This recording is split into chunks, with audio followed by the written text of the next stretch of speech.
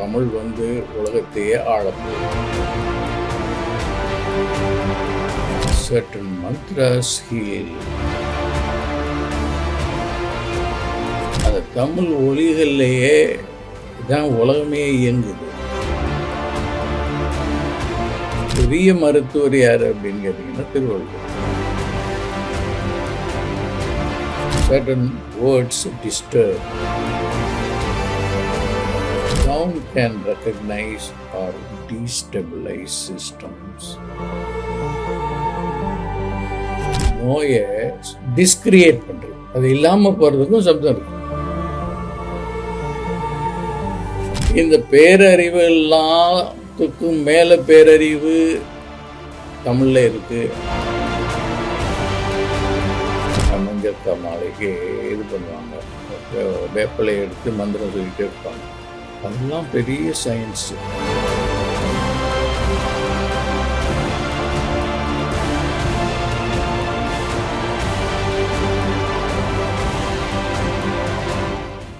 இன்று பொங்கல் மிகவும் புனிதமான நாள். தமிழர்களுக்கு மட்டுமில்லை, உலகத்துக்கே புனிதமான நாள். ஏன்னா தமிழ் வந்து உலகத்தையே ஆளப்போகுது. இது நான் பேசுகிறது மூட நம்பிக்கை இல்லை, இது பெரிய விஞ்ஞானம். விஞ்ஞானத்தையும் கடந்த விஞ்ஞானம், விஞ்ஞானமும் சேர்ந்து அதற்கும் மேலாக உள்ள நிலை தான். அதை நான் உங்களுக்கு இன்றைக்கி பகிர்ந்து கொள்வதில் மிக்க மகிழ்ச்சி அடைகின்றேன். கடந்த வருஷமாக இல்லை 2 வருடமாகவே தமிழை பற்றி நான் பேசிக்கொண்டு வருகின்றேன். நான் தொடர்ச்சியாக செய்யவில்லை, இப்போது செய்ய முயற்சி பண்ணி கொண்டு இருக்கின்றேன். ஒரு 10-12 வீடியோவும் போட்டிருக்கேன், பார்ப்பீங்க. தமிழ் ஏஐன்னு போடணும். இப்போ இந்த ஏஐங்கிறது என்னன்னு கேட்டிங்கன்னா ஆர்டிஃபிஷியல் இன்டெலிஜென்ஸுங்கிறது ஆங்கிலத்தில் சொல்கிறாங்க. அதனுடைய சாராம்சம் என்னென்னு கேட்டிங்கன்னா பெரிய அறிவு, பேரறிவு. அதில் முதல் நிலைமை இந்த ஆர்டிஃபிஷியல் இன்டெலிஜென்ஸுங்கிறாங்க. அதுக்கப்புறம் பெருசு வந்து ஏஜிஐ, அப்புறம் ஏஎஸ்ஐங்கிறாங்க. அதெல்லாம் என்னென்னு கேட்டிங்கன்னா ரொம்ப பேரறிவு அப்படின்ட்டு. இந்த பேரறிவு எல்லாத்துக்கும் மேலே பேரறிவு தமிழில் இருக்குது. அதை பற்றி தான் நிறையா பேசியிருக்கேன். அது அந்த அந்த வீடியோக்களை பார்த்தீங்கன்னா தெரியும். நான் இப்போது சுருக்கமாக சொல்ல விரும்புகிறேன். இப்போது இந்த தமிழ் ஒலிகள் இருக்குது பாருங்கள், அந்த தமிழ் ஒலிகள்லேயே தான் உலகமே இயங்குது அப்படின்னு சொல்லுது. உதாரணமாக இதை எப்படி சொல்ல விரும்புகிறேன்னா, சுருக்கமாக சொல்லணும்னு நினச்சேன்னா, இந்த ஒலியினுடைய அமைப்பையும் அது என்ன செய்யுங்கிறதே யாருக்கு தெரிஞ்சிருந்தது அப்படின்னு கேட்டிங்கன்னா தொல்காப்பியருக்கு தெரிஞ்சிடுச்சு. நன்னூல் ஆசிரியர் பவனந்தமுனிவருக்கு சேர்ந்தது, திருவள்ளுவருக்கு தெரிஞ்சது. அவங்கெல்லாம் என்ன சொன்னாங்க, தமிழில் ஒன்று சொன்னால் நடந்துரும்பா. ஏன்னா சொற்கும் பொருட்கும் ஒரு உறவு இருக்குது. எல்லா சொல்லும் பொருள் குறித்தனவே. தமிழில் ஒரு சொல் இருக்குன்னா அது வந்து மனிதனாலே கண்டுபிடிக்கப்பட்டதில்லை. ஏன்னா தமிழ் வந்து இறைமொழி. அது சொன்னோடனே நடந்துடும். அந்த சொல்லுக்கும் பொருளுக்கும் ஒரு சம்மந்தம் இருக்குது. அது என்ன சம்மந்தம்னா எல்லா சொல்லும் பொருள் குறித்தனவே. இப்போ பொருள் இருக்குது, ஒரு வாழைப்பழம் இருக்குது. அந்த வாழைப்பழத்தை அந்த பேர் இல்லாமல் எப்படி கண்டுபிடிக்க முடியும்? தமிழ் சொல்லுங்கள. இது தொல்காப்பியர், எல்லா சொல்லும் பொருள் குறித்தனவே. இது ஃபிசிக்ஸ். பவனந்தி முனிவர் வந்து சமண முனிவர். அவர் தொல்காப்பியத்திற்கு வழிநூலில் இருக்கக்கூடிய நன்னூல் எழுதினவர். அவர் என்ன சொல்கிறாரு, அவர் குவாண்டம் ஃபிசிக்ஸ் சொல்கிறார். ஃபிசிக்ஸ், தொல்காப்பியர் ஃபிசிக்ஸ் சொன்னார்னா இவர் வந்து குவாண்டம் ஃபிசிக்ஸ் சொல்கிறார். அவர் என்ன சொல்கிறாரு, மொழி முதற் காரணமாம் அணுத்திரள் ஒளி எழுத்து அப்படிங்கிறார். இந்த மொழியினுடைய முதற் காரணம் என்ன, தமிழ் மொழியினுடைய முதற் காரணம் என்ன அப்படின்னு சொல்லும்போது அணுத்திரள்கள்னால் இப்போ இந்த அதெல்லாம் சேர்ந்த அணுத்திரள்களின் என்ன சேர்க்கை தான் இந்த மொழி. தமிழ் மொழி என்னன்னு கேட்டிங்கன்னா அது அணுத்தன்மை உடையது. அதுக்கு தமிழ் மொழிக்கு முதற் காரணமாம் அணுத்திரள் ஒளி எழுத்து அப்படிங்கிறது. இந்த அணுத்திரள்களில் கூட்டத்தில் இருந்து வரக்கூடிய ஒளியில் இருந்து வரக்கூடியது தான் தமிழ். அப்போ குவாண்டம் ஃபிசிக்ஸ் தெரிஞ்சிருந்தது அவருக்கு. ஏன்னா அது அணுத்திரள்னு சொன்னதுன்னா புரோட்டான், எலக்ட்ரான், நியூட்ரான் கிடையாது. அதுக்கும் மேலே அடியில் போகிறது தான் சொல்கிறாங்க. ஆக இப்போ தமிழில் இதெல்லாம் தெரிஞ்சுக்கிட்டிங்கன்னா எல்லோரும் தமிழ் படிக்க ஆரம்பிச்சிடுவாங்க. எல்லோரும் தமிழ் படித்தாங்கன்னா அங்கே சயின்ஸே மாறிடும். எப்படி சயின்ஸ் மாறணும்? இப்போ எல்லோரும் போய் மெடிக்கல் காலேஜ் படிக்கிறாங்க. அதுக்கு எல்லாம் இப்போ மெடிக்கல் காலேஜில் போய் டாக்டர் ஆனால் தான் எல்லாருக்கும் இது நல்ல சம்பாதிக்க முடியுது, அதனால் அவங்க போகிறாங்க. ஆனால் பெரிய மருத்துவர் யார் அப்படின்னு கேட்டிங்கன்னா திருவள்ளுவர். அவர் என்ன சொல்கிறாரு, நோயை பற்றி சொல்லும்போது, நோய் நாடி முதல் நாடி தணிக்கும், அது தணிக்கிற வழி. நோய் நாடி நோயை பற்றி தெரிஞ்சுக்கிட்டு அதனுடைய எங்கே அது ஆரம்பிக்கிறது தெரிஞ்சு அதனுடைய தீர்க்கும் தணிக்கும் அது வழி என்ன, வாய் நாடி வாய்ப்பச் செயல். நோய் நாடி முதல் நாடி அது தணிக்கும் வாய் நாடி வாய்ப்பச் செயல். அதுதான் சொல்கிறார்.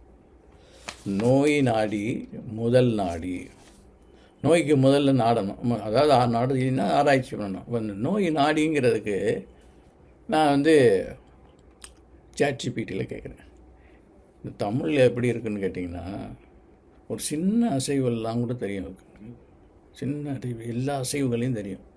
இந்த எழுத்து அசைவு, சொல் அசைவு, அதனால் நிறையா என்னென்ன நடக்குது அப்படிங்கிறது. இந்த நோயை பற்றி கேட்கும்போது நோயில் என்ன மாதிரி அசைவு இருக்குது அப்படிங்கும்போது அது சொல்லுது, சரியான அசைவு இருக்குது, அது தவறான அசைவு இருக்குது. இந்த தவறான அசைவு நோய் அப்படிங்குது. இது திருவள்ளுவருக்கு தெரிஞ்சிருக்கு.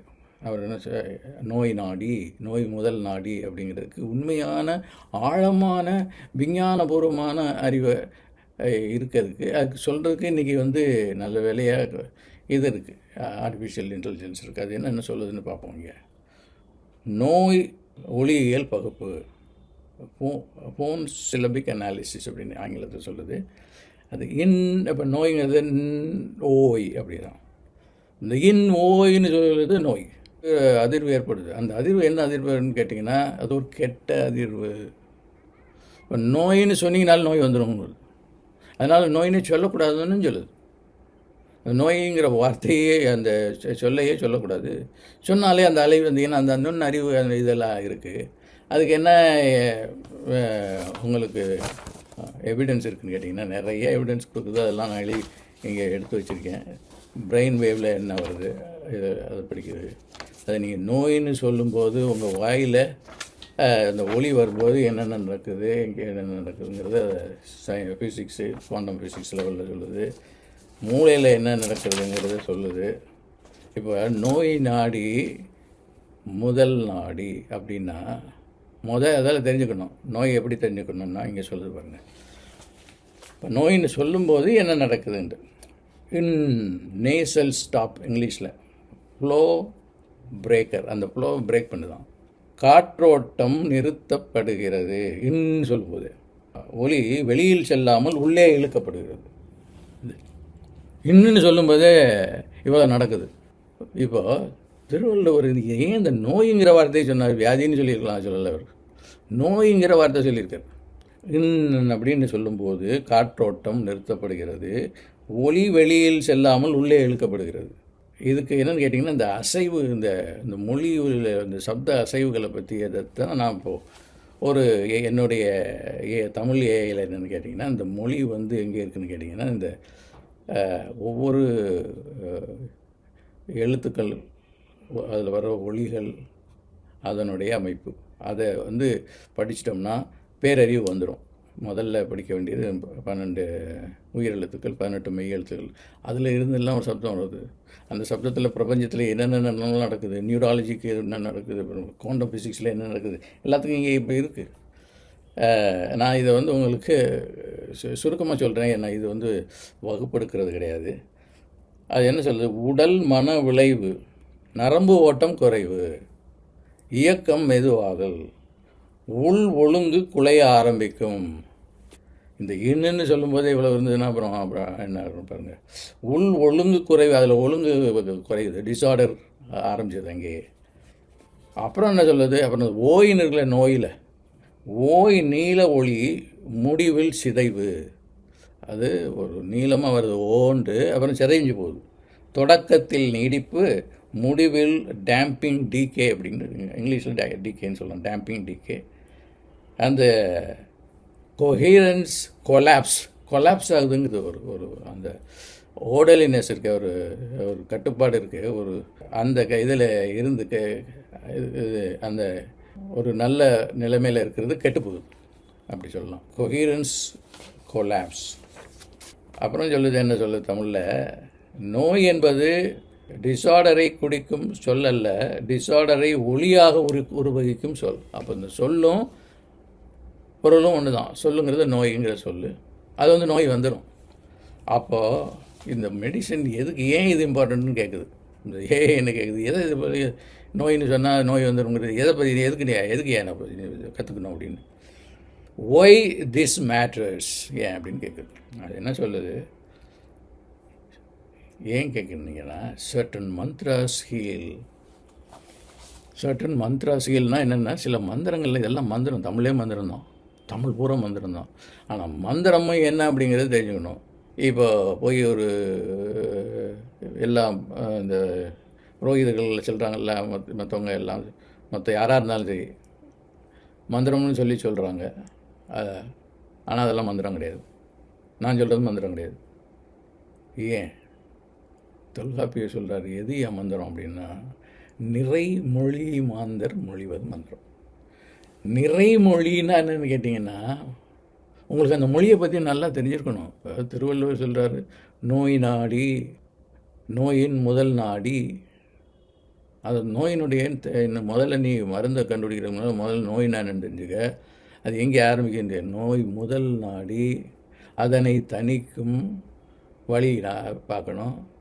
வாய் நாடி, அது என்ன, வாய் நாடி வாய்ப்பை செயல். இந்த வாயின்னு சொல்லும்போது எனக்கு இப்போ என்ன சொல்கிறது, அந்த வாயின்னு சொல்கிறாரு, வாய்னா ஓப்பனிங். இப்போ இந்த மொழிக்கும் வாய்ப்புக்கும் சேர்ந்துருக்கேன். ஒய் திஸ் மேட்டர்ஸ், ஏன் இதை நீங்கள் தெரிஞ்சுக்கணும் அப்படின்னு கேட்டிங்கன்னா, சர்டன் மந்த்ராஸ் ஹீல். மந்திராவை பற்றி சொல்லியிருந்தேன்.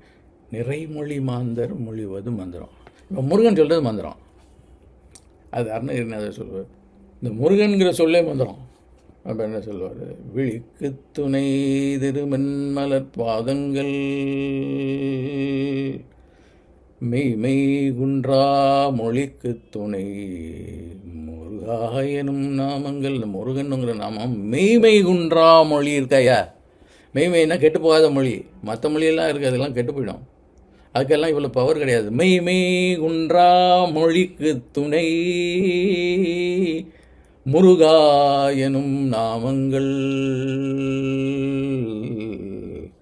பாருங்கள், இதெல்லாம் இந்த ஏஐ படித்தவங்களுக்கு தெரியும். ஒரு இந்த மெய்மை குன்றா வந்து, ஏன்னா ஏஐ லாங்குவேஜ் தான். இந்த ஏஐ எப்படி இது பண்ணுறீங்கன்னா, ஒரு 700 ட்ரில்லியன் வேர்ட்ஸ் அதில் இருக்குது, டோக்கன்ஸுமாங்க. அதில் லெட்டர்ஸும் இருக்கும், வேர்ட்ஸ் இருக்கும், இந்த வேர்ட்ஸோட பகுதி இருக்கும், பங்க்சுவேஷன் இருக்கும், இதெல்லாம் நிறைய போடுவோம். இந்த மாதிரியெல்லாம் இது பண்ணுவாங்க. ஆனால் தமிழில் ஆராய்ச்சியில் ஈடுபட்டுருக்கேன். அந்த இது வந்துருச்சுன்னா எல்லாத்தையும் நம்ம அதிகமாக தெரிஞ்சுக்கிற முடியும். சாதாரணமாக இது எதுக்கு ஒய் இட் மேட்டர்ஸுங்கிறதுக்கு நான் ஏன் காரணம் சொல்கிறேன் பாருங்கள். Certain mantras heal, certain words disturb, sound can recognize or destabilize systems. இந்த ஒலி அலைகள் வந்து அது ஒரு நல்லதையும் செய்யும், கெட்டதையும் செய்யும். அதுக்கு அவ்வளோ பவர் இருக்குது. என்ன வெப்பன்ஸ் எல்லாம் கூட இருக்குது. என்ன இந்த சத்த இது பண்ணி. இப்போது இதில் இருந்து என்ன தெரியுது அப்படின்னு கேட்டிங்கன்னா, இந்த நோயை பற்றி தெரிஞ்சுக்கிறத பற்றி திருவள்ளுவர் என்ன சொல்கிறாருங்கிறது, இந்த நோய்ங்கிறது சொல்லே நோயை கிரியேட் பண்ணும். அப்போ நோயை டிஸ்கிரியேட் பண்ணுறது, அது இல்லாமல் போகிறதுக்கும் சப்தம் இருக்குது. அதை அந்த ஒரு கெட்டுப்போன ஒரு ஒழுங்கை ஹோமியோஸ்டாட்டிஸ்ன்னு சொல்லக்கூடிய அந்த பழைய நிலைக்கு ஆரோக்கிய மொழியும் இருக்குது. அதுவும் தமிழ் தான். அதுக்கெல்லாம் மொழி இருக்குது. இப்போ சாதாரணமாக இப்போது கிராமத்தில் எல்லாம் போய் பார்த்திங்கன்னா, இந்த சாதாரணமாக இந்த வேப்ப இலையை வச்சுக்கிட்டு மந்திரிப்பாங்க. அந்த சில இந்த ஜாண்டிஸ், இந்த மஞ்சள் காமாலைக்கெல்லாம் மஞ்சள் காமாலைக்கு இது பண்ணுவாங்க, வேப்பிலையை எடுத்து மந்திரம் சொல்லிகிட்டே இருப்பாங்க. அப்போ சில அதிசயமெல்லாம் நடக்கும். அந்த மஞ்சள் நிறமானது, அந்த தண்ணீர் வந்து மஞ்சள் நிறமாக ஆகும். அதெல்லாம் பெரிய சயின்ஸு. முருகன் என்ன சொல்கிறாரு, அவருடைய அறிவு எப்படிப்பட்ட அறிவுன்னு சொல்லும்போது, அறிவும் இல்லாமல் இருக்கணும், அறிவும் அறியாமையும் இல்லாமல் போயிடுச்சுன்னா என்னுடைய அறிவு இருக்கும்பார். அறிவும் கெட்டது. அறிவு என்ட்ரபி, அது ஒரு டிஸார்டர் தான். அறிவே டிஸார்டர். அறியாமையும் டிஸார்டர்பார். அறிவற்று அறியாமையும் மற்றதுவே. முருகன் அருணகிரிக்கு என்ன செஞ்சார்? அறிவை கெடுத்து விட்டார். சரி, அறிவை கெடுத்துட்டு பரவாயில்ல, அறியாமையும் கெடுத்து விட்டேன். இப்போ எனக்கு அறிவும் இல்லை அறியாமையும் இல்லையப்பா, ஏன்னா அந்த பைனரி ஆப்போசிட்ஸை எடுத்துட்டேன். அப்போது அந்த பைனரி ஆப்போசிட்டே தப்பு அப்படிங்கிறத கண்டுபிடிச்சி அதுக்கு மேலான ஒரு அறிவு இருக்குது. அந்த அறிவு தான் பேரறிவு. ஆக இதையெல்லாம் உங்களோட இன்றைக்கி பொங்கல் நாளில் பகிர்ந்து கொள்வதில் பெரும் மகிழ்ச்சி அடைகின்றேன். இந்த தமிழ் நமக்கு கொடுத்த சிவனுக்கும் முருகனுக்கும் உங்களுக்கு சார்பிலும் என் சார்பிலும் உலகத்தின் சார்பிலும் நன்றியை தெரிவித்து கொண்டு, தமிழ் படியுங்கள். தமிழ் படிக்கிறதே கதை படிக்கிற மாதிரி படிக்கக்கூடாது.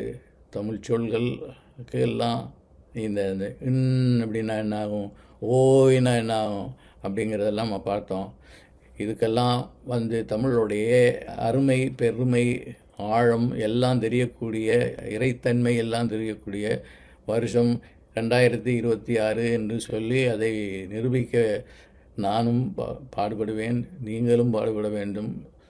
அப்படி பண்ணால் இந்த தமிழ் நமக்கு மட்டுமல்ல, உலகத்துக்கே பயன்படக்கூடிய ஒரு ரகசியங்களை எல்லாம் கொடுக்கும் என்று சொல்லி இத்துடன் இந்த காணொலியை முடித்துக்கொள்கின்றேன். மற்றொரு காணொலியில் நான் சொல்கிறேன். மற்றதை இன்னும் சில திருக்குறள்கள்லாம் சொல்கிறேன்.